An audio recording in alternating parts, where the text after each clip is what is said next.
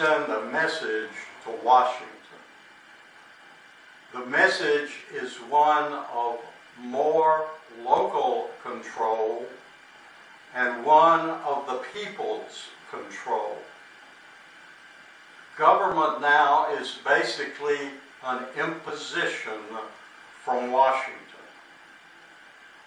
Things come from Washington done by politicians who have not done the job that they should on the bills. For example, when the people get to vote, it is only for personalities. They get to elect personality politicians. They do not get any direct vote on issues. Now, a direct vote on issues is what we need. The people need to send a message to Washington that we need some direct voting on issues, big issues, by the people. Certainly the people can't vote on all issues because they would be picayune to death. But the people ought to be able to vote on certain big issues. Now, in the people voting on big issues, we are rediscovering democracy as it originally was. Originally, in the early American town meetings, the people gathered in one place, everyone to vote on measures. In Athens, where democracy was founded, people gathered together, all who were acknowledged to be citizens, to vote on issues. A democracy implies the right of the people to vote on issues. Now, of course, for a certain period of history, when a big area like America wanted a democracy, it was impossible to get everybody together in one spot. So people had to do the second best thing. They had to elect personalities to go vote for them. But that time is now over. You may ask, how do we vote for individual issues now? How do the people vote directly on issues? I think we owe the answer to that to the modern media, the modern communication system, and modern technology. Modern technology is now such that by using the media, the cell phone, the internet, as well as the traditional media of the polls, we would be able to have an election to get a feeling of the people in 24 hours. Now you may say, how can we do this? Same way you use a MasterCard. If you can trust your money to electronics, you can trust your vote to electronics. Electronics can help us have, within a 24-hour period, a direct vote of the people on issues. We can then restore to democracy that missing step that was taken away because of geography and size.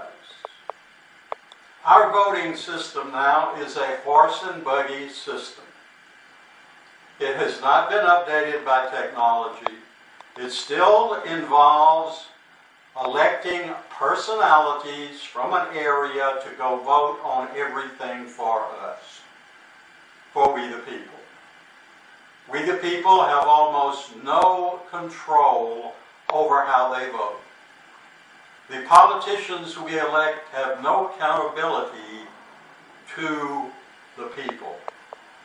What then do? We begin taking up seriously the idea of electronic voting.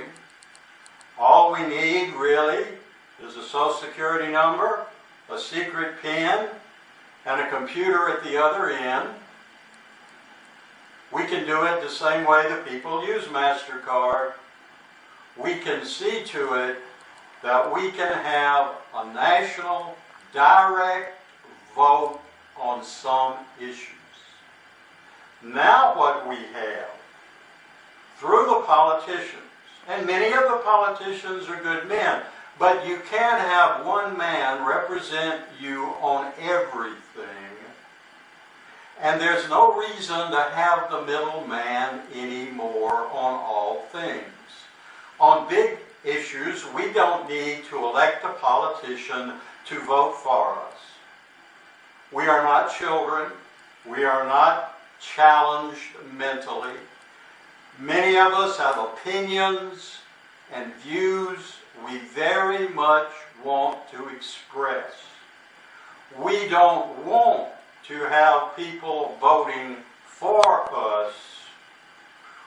We don't mind having people voting for us on some issues, but certainly not on all issues and not on the big issues. One of the big issues that comes to mind is national financing. You can see what has happened in national financing when the politicians only have been the ones to vote on it. I'm sure you are familiar with the fact that a motion to lower the debt ceiling, to remove the debt ceiling to the next highest amount, has never been voted down in Congress. Now, if you gave that motion to the people, I think the people would react differently. Remember, the people are different in what they want and what they're after than the politicians. The politicians want to be elected or re-elected. They want to be good political party members. Now, political party members are stereotypes who approach an ideal situation with an ideal point of view.